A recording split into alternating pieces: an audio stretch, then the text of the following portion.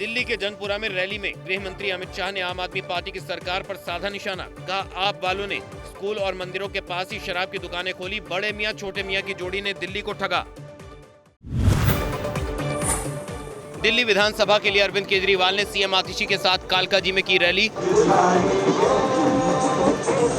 Kalkaji seat से एक बार फिर अपनी किस्मत आजमा रही हैं आतिशी। दिल्ली में चुनाव प्रचार के आखिरी दिन छतरपुर विधानसभा में रक्षा मंत्री राजनाथ सिंह ने बीजेपी प्रत्याशी के पक्ष में किया रोड शो। 2/3 बहुमत से बीजेपी के सत्ता में आने का किया दावा। प्रचार के अंतिम दिन कांग्रेस ने भी लगाया पूरा जोर। जंगपुरा सीट से कांग्रेस प्रत्याशी फरहाद सूरी के समर्थन में कांग्रेस सांसद प्रियंका गांधी ने किया डोर टू डोर कैंपेन। रेहड़ी पटरी वालों से भी की मुलाकात। कालकाजी विधानसभा क्षेत्र में कांग्रेस प्रत्याशी ने भी अंतिम दिन किया रोड शो। कालकाजी के रण क्षेत्र में आम आदमी पार्टी से सीएम आतिशी और बीजेपी से रमेश बिधूड़ी हैं चुनावी मैदान में। बीजेपी ने दिल्ली में पीने के पानी को लेकर आम आदमी पार्टी पर लगाए गंभीर आरोप। संबित पात्रा ने कहा आम आदमी पार्टी ने टैंकर माफिया को शह दी। कापा सेड़ा में फार्म हाउस से माफिया को बेच रहे पीने का पानी। दिल्ली में सीएम पुष्कर सिंह धामी के रोड शो के दौरान बीजेपी और आम आदमी पार्टी समर्थकों के बीच बनी टकराव की स्थिति। पुलिस ने समझा बुझाकर दोनों पार्टियों के कार्यकर्ताओं को हटाया। दिल्ली में बांग्लादेशी और रोहिंग्या के मुद्दे पर राजनीति तेज। बीजेपी का जेएनयू की रिसर्च के हवाले से बड़ा दावा। कहा घुसपैठियों के कारण दिल्ली की बदली डेमोग्राफी। कुछ राजनीतिक दल दे रहे हैं संरक्षण। अरविंद केजरीवाल के घर के सामने बोतलों में यमुना का पानी भरकर समर्थकों संग पहुंची स्वाति मालीवाल। अरविंद केजरीवाल का पुतला यमुना के पानी में डुबाया। कहा शराब की दलाली करने वाले केजरीवाल यमुना का पानी साफ करने में विफल रहे। अरविंद केजरीवाल ने दिल्ली विधानसभा चुनाव में लगाया गुंडागर्दी का आरोप। कहा लोगों को बीजेपी में शामिल होने के लिए दी जा रही धमकियां। महिलाओं पर हमले कर उन्हें प्रचार से रोका गया। आम आदमी पार्टी के संयोजक अरविंद केजरीवाल ने चुनाव आयुक्त राजीव कुमार पर साधा निशाना। कहा चुनाव आयोग ने बीजेपी के सामने डाले हथियार। पूछा राजीव कुमार को कौन सा पद ऑफर किया गया जो उन्होंने घुटने टेक दिए। लोकसभा में नेता विपक्ष राहुल गांधी का सरकार पर हमला। बोले देश में बेरोजगारी जस की तस, सरकारें बेरोजगारों की बातें नहीं सुनती। राष्ट्रपति का अभिभाषण सही दिशा में नहीं था, उसमें कुछ भी नया नहीं था। विदेश मंत्री एस जयशंकर का राहुल गांधी पर पलटवार। बोले अमेरिका यात्रा को लेकर विपक्ष के नेता ने जानबूझकर बोला झूठ।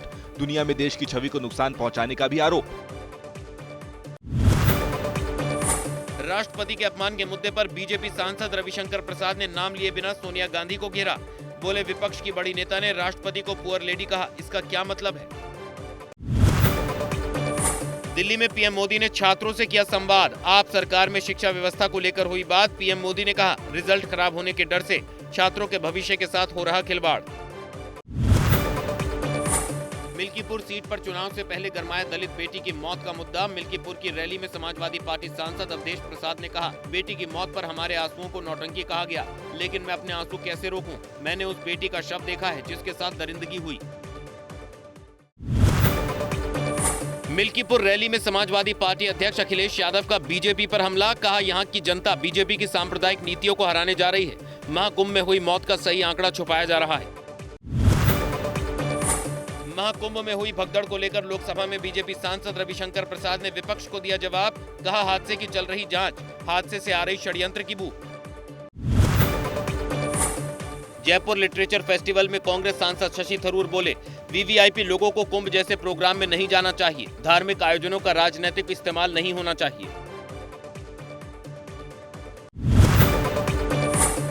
राजस्थान सरकार ने अवैध धर्मांतरण पर रोक लगाने के मकसद से अवैध धर्म परिवर्तन प्रतिषेध विधेयक विधानसभा में पेश किया।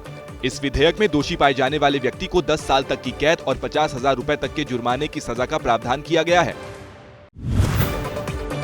एमपी के रीवा जिले में आरएसएस पर बैन के पोस्टर को लेकर मचे राजनीतिक बवाल के बाद पोस्टर लगाने वाले एनएसयूआई कार्यकर्ताओं को गिरफ्तार किया गया।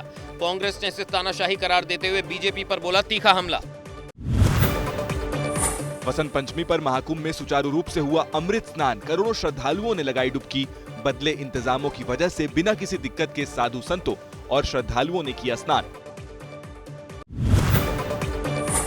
बसंत पंचमी के शाही स्नान के मौके पर त्रिवेणी घाट पर जगत गुरु स्वामी रामभद्राचार्य ने किया पवित्र स्नान। मेले की व्यवस्था पर जाहिर की खुशी। बोले सबका मंगल होगा।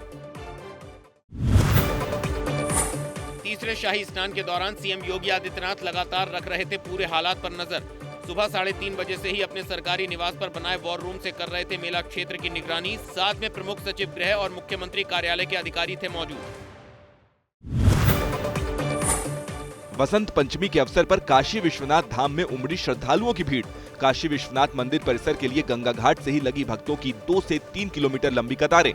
यहां से अयोध्या और प्रयागराज भी जाएंगे कई श्रद्धालु। वसंत पंचमी के पर्व पर आज प्रभु राम को पीले रंग के रेशमी वस्त्र पहनाए गए। रंग उत्सव पर आज प्रभु राम को भक्तों द्वारा रंग भी लगाया गया। वसंत के आगमन के साथ ही अब आज से प्रभु राम को हल्के रेशमी और सूती वस्त्र पहनाए जाएंगे।